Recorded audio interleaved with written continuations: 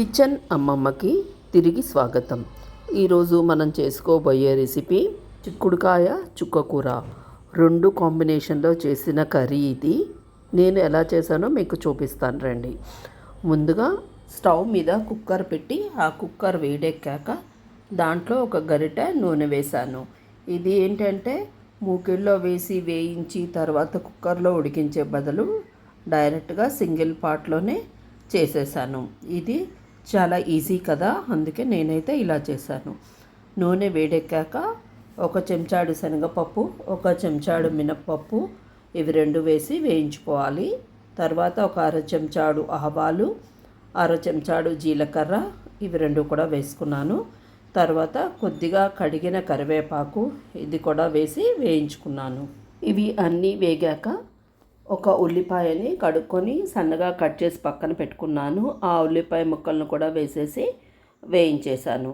అలాగే ఈ కూరకు సరిపడా ఒక 6 పచ్చిమిరపకాయలు కడిగేసి ఇలా చీలికలుగా కట్ చేశాను. అవి కూడా వేసేసి ఇందులో వేయించేసుకున్నాను. ఉల్లిపాయలు గోల్డెన్ బ్రౌన్ వచ్చేదాకా మనము వేయించుకుంటే బాగుంటుంది. ఇప్పుడు కొద్దిగా పసుపు వేశాను.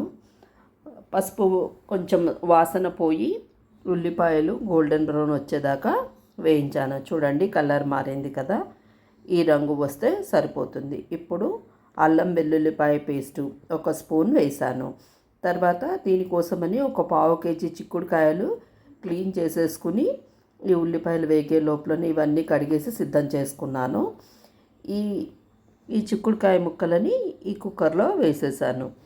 ఇవన్నీ వేసేసాక చక్కగా అంతా కలుపుకొని మగ్గ పెట్టుకున్నాను.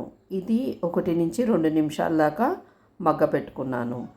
ఇది మనకి కొద్దిగా కలర్ మారేదాకా పెట్టుకుంటే బాగుంటుంది, అంటే లేకపోతే పచ్చిగా ఉంటుంది. చూడండి, ఇప్పుడు కలర్ మారింది కదా. ఇప్పుడు దీనికి సరిపడా ఉప్పు వేసుకున్నాను. ఉప్పు కారాలు మట్టుకు ఎవరు టేస్ట్కి తగ్గట్టుగా వాళ్ళు వేసుకోవాలి. ఇక్కడ నేనైతే ఈ కూరకి చిన్న స్పూన్తో 2 స్పూన్ల కారం వేశాను. ఒకవేళ కారం ఎక్కువ తినేవాళ్ళైతే ఇంకా ఎక్కువ వేసుకోండి, తక్కువ తినేవాళ్ళైతే తక్కువ వేసుకోండి. ఇది అంతా ఒక 2 నిమిషాలు ఉడికించాక 2 కట్టల చుక్క కూరని క్లీన్ చేసేసి కడిగి సన్నగా తరిగి పెట్టుకున్నాను. ఆ చుక్క కూరనంతా ఇందులో కూరలో వేసేసాను.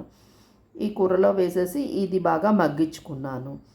చూడండి, ఇట్లా దగ్గరికి అయిపోయాక దీంట్లో ఒక చెంచాడు ధనియాల పొడి, ఒక అర చెంచాడు జీలకర్ర పొడి, ఇది కూడా వేసేసి బాగా మగ్గించుకున్నాను. మగ్గించుకున్నాక దీంట్లో ఒక గ్లాసు నీళ్లు పోసేసి కుక్కర్ మూత పెట్టి ఒక 3 విజిల్స్ రానిచ్చాను. ఇలా చేస్తే ఏంటంటే తొందరగా మనకు పని కూడా అయిపోతుంది, ఆరోగ్యానికి కూడా మంచిది. నేనైతే ఇలా చేశాను. మీరు ఎలా చేస్తారో కింద కామెంట్స్లో తెలియచేయండి. తర్వాత కూర మూత తీసేసి ఒక 2 నిమిషాలు స్టవ్ మీద అలాగే పెట్టాను. తర్వాత కొత్తిమీర కూడా వేసి గార్నిష్ చేసుకున్నాను. మీకు ఈ కాంబినేషన్ నచ్చినట్లయితే ఈ వీడియోని లైక్ చేయండి, షేర్ చేయండి, అలాగే మా ఛానల్ను సబ్స్క్రైబ్ చేయండి.